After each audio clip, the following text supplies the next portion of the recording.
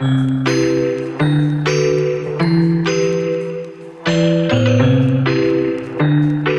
Fit and Focus, Wellness for Busy Women, the podcast where we dive into the world of health and well-being tailored specifically for women who are juggling demands of both career and family. I'm your host, Shane, and I understand the challenges of balancing a thriving career while nurturing a family. So grab your headphones, take a deep breath, and let's embark on this journey to become the best versions of ourselves together.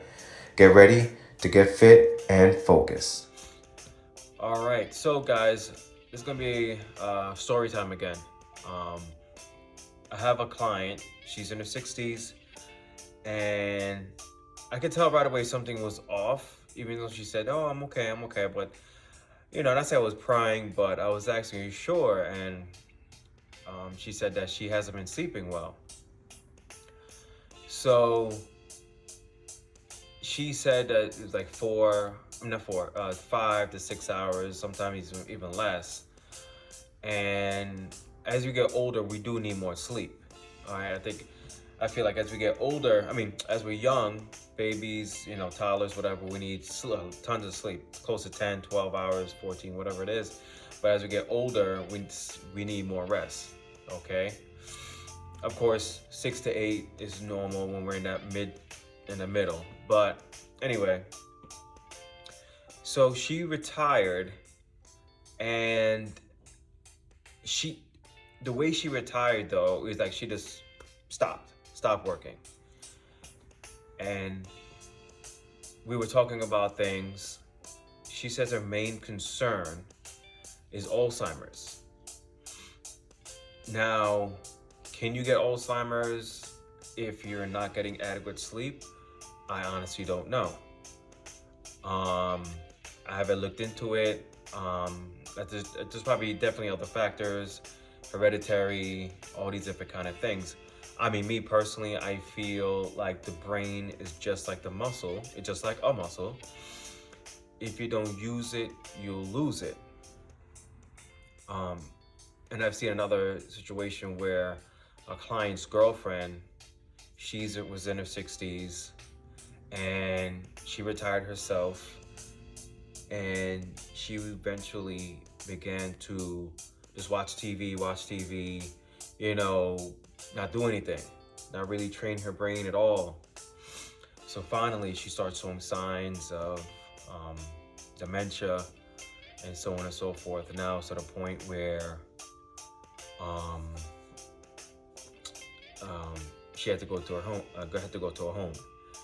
Now, this kind of sidetracking what the main story, what I'm trying to say, talk about retirement, my belief in how you should retire. Just to continue on with this person that had dementia, to bring up another hard lesson. My client, who was taking care of running his own business, accounting business, trying to make time for himself when he can, but he never really did. He put the work and his girlfriend before himself, to the point where he was considering suicide.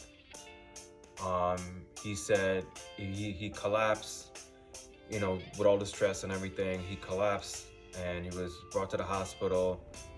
He was at the hospital. I guess he came to, but then he never told me how. And he tried to kill himself. He said that the nurses, what have you, tried to stop them. So the interesting part is, when he told me that, it was the way he told me was because he called me. I was texting him, "Hey, how are you doing?" Just checking up on him. And he called me, then he texted me back, and I said, "Is everything okay?" And he said, "Yeah." He said, "Don't laugh." And that's when he said, he told me that he tried to commit suicide. I just find that strange for you to say, but I guess it's, his first reaction to say something like that. Don't laugh, but, but that, by him telling me that, and the lesson why I'm telling you that is being what you call, I forgot the care, oh God, I forgot what you call it, but like pretty much a caregiver. There you go, caregiver. Being a caregiver is no joke, and it does take its toll.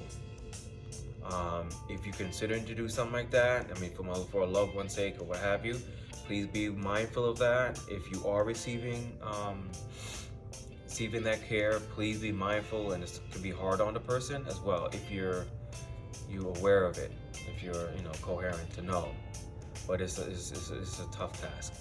But anyway, going back to my original story,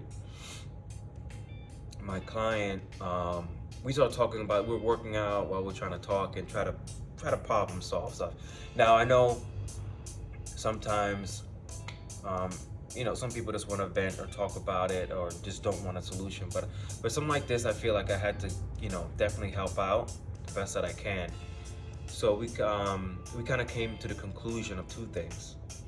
And one she's actually doing, well, actually technically three things, but one, she's doing herself. She already started to journal, like what time she wakes up and everything, and how long she sleeps. But then I was thinking two things. One, maybe journal why you actually woke up. Was it from a dream? Was it from something? If you find some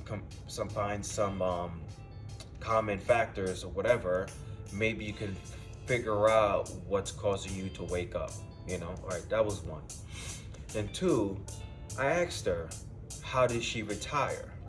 Did she slow down, or did she just came to a full stop? And she said, oh, she was doing 5 hours less than she normally did. And she's a social worker. A counselor, school counselor. So I told her, maybe you need to do some like puzzles, do something to kind of challenge your mind, to kind of, in a sense, fatigue your mind. Like you're working out, so you work out your mind, to work out your body, to fatigue you, so you kind of can go to sleep easier. But I'm thinking more of a mental side. Her body is used to being, I guess, I don't want to say overworked, but utilized. I think it may be, she said that she does Sudoku, but it pales in comparison what she was doing before, So anyway, I told her that, so she's gonna try that. I mean, I hope it really works, because like I said, I feel like when you retire, you can't just stop right away. Stop like what you call it, cold turkey. I think you kind of have to slow down, maybe go into like a part-time job or something, we have to be somewhat on a schedule. Like I've seen these people when that retire, they do like the crossing guard stuff. You have to be there at a certain time. It's not too strenuous, too much, but it gives you something to, in a sense, plan for, look forward to, those kind of things. I mean, maybe something like that won't be enough. But if you have certain activities you can do, to help slowly, gradually wean yourself off the sense of responsibility. You know what I'm saying? That could definitely help with retirement, in my opinion. And then I'm noticing a lot of times when it comes to retirement, there's a lot of time you have to kind of think about things. And that's when I think that you have to kind of maybe talk to somebody, seek some type of help, because sometimes we put work in front of us so much that we kind of overlook problems that we've been having for such a long period of time. Like stresses from work, stresses from situations we just, whatever, let me just pile on some more work, instead of actually changing or handling that problem. We just like put our thought under the rug. And then eventually, when we retire, that's when everything kind of comes out. And that's what one of the problems someone else I know is having. She's retired, and now it's anxiety, depression, and all this kind of stuff's going on.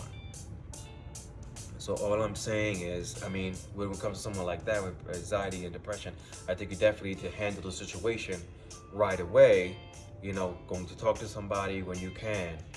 But then also the people that are just, retiring, full stop, or what have you, maybe doing a part-time job, picking up another activity.